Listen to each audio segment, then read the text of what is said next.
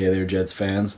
Well, free agency and the NFL draft are quickly approaching, and so as we kind of look forward and look ahead to some of the big events this offseason, I figured it'd be kind of interesting to take a little bit of a step back and look at things that have led to this point. Obviously, one of the big talking points for the Jets this offseason is all that cap space they have, kind of in the ballpark of $100 million. And, you know, that's been something that the Jets have preached for a while now, kind of set as a selling point for them, the fact that they have all this cash to splash. But it's worth kind of looking at one of the hidden reasons, if you will, as to why the Jets are in this situation and why they have so much cap space to begin with.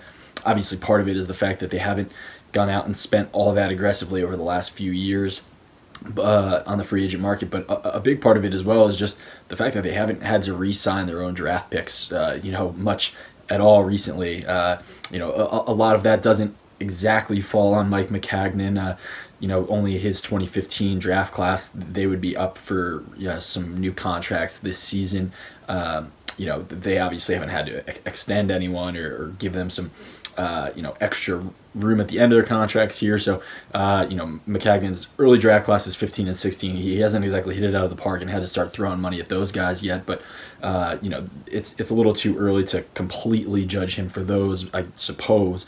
But when you look back through 2011, 2012, 2013, 2014, those draft classes were such a dud for the Jets, and it's kind of bearing fruit now in the form of all of this cap space that they have.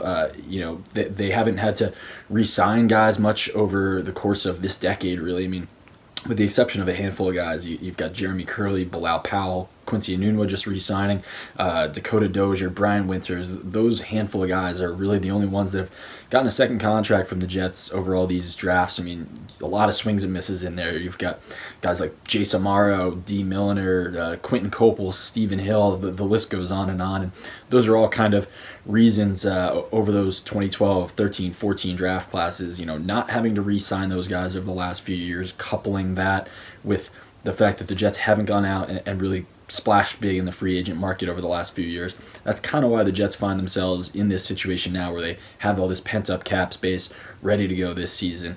Obviously, the big question remains, is this if Maccagnan is going to, in the future here over the next handful of years, if some of the guys that he's drafted, if they're going to need new contracts and second contracts. Obviously, the Jets are hoping that he's had more success with his drafts than did John Idzik before him, but so far the returns on that are still sketchy. You guys have seen kind of our draft rankings and our grades of some of Maccagnan's early classes.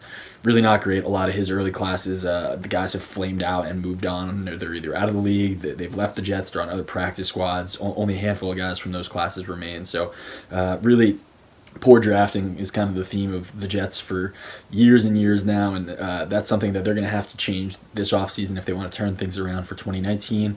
As is their free agent signings, they're going to have to finally use all that cap space, put it to good use, and make sure that they sign guys effectively this offseason.